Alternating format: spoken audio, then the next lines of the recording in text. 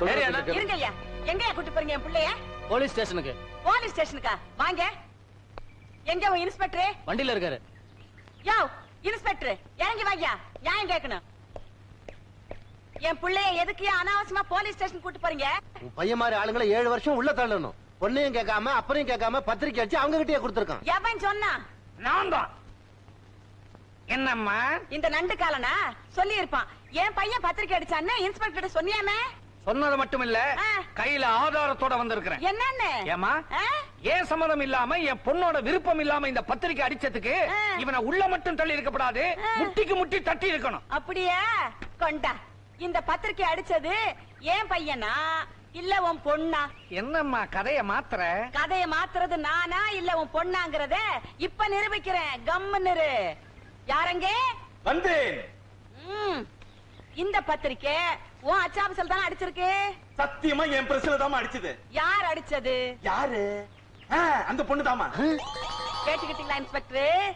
கேட்டுக்கிட்டீங்களா? இந்த பொண்ணுக்கு என் பையன் மேல ரொம்ப நாளாவே ஒரு இது. அவ ஆசைப்படுறதுலயும் தப்பு இல்லைங்களே. என் மகன் ஆண் அழகனாச்சே.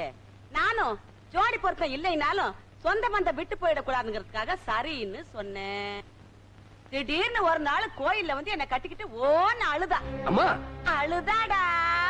ஆமா அழுதா இன்ஸ்பெக்டர். என்ன சொல்லி அழுதா?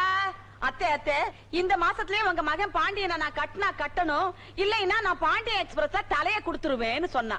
திக்குன்னுச்சு. நான் பார்த்த வரைக்கும் நீ இந்த அளவுக்கு புழுகுனது இல்லையே.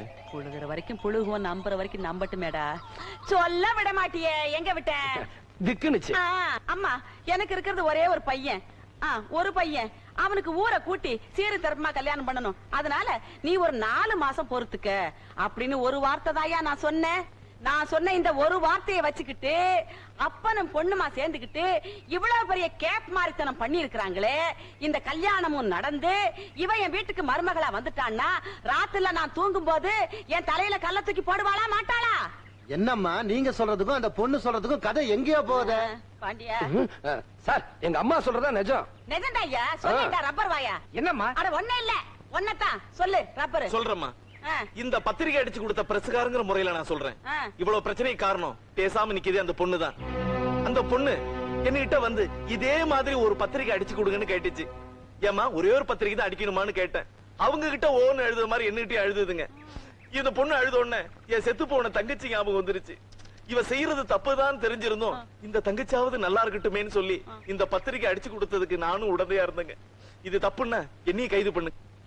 இந்த அளவாமா இந்த காலத்து படிச்ச பொண்ணுங்க பெரியவங்களை மதிக்கிறதே இல்ல. அதான் கல்யாணம் பண்ணி வைக்கிறேன்னு சொன்னாங்களே, எதுக்கு அலையற? அலையறேனா? Shut up. உன்னால ஒரு நல்ல பையனை அரெஸ்ட் பண்ண பார்த்தேன். நல்ல பையனா? யார் சார் நல்ல? பேசாத கான்ஸ்டபிள். இந்த பொண்ணு பேர்ல அவங்க அப்பா பேர்ல ஒரு எஃப்ஐஆர் ஃபைல் பண்ணு. வராமா? வாங்க வாங்க. ஹலோ பிரஸ் கவனி, கைய நீட்டாத சார். தட்டி விடுவான் தட்டி. ஐயோ கதையவே மாத்திட்டாங்களே இவங்க.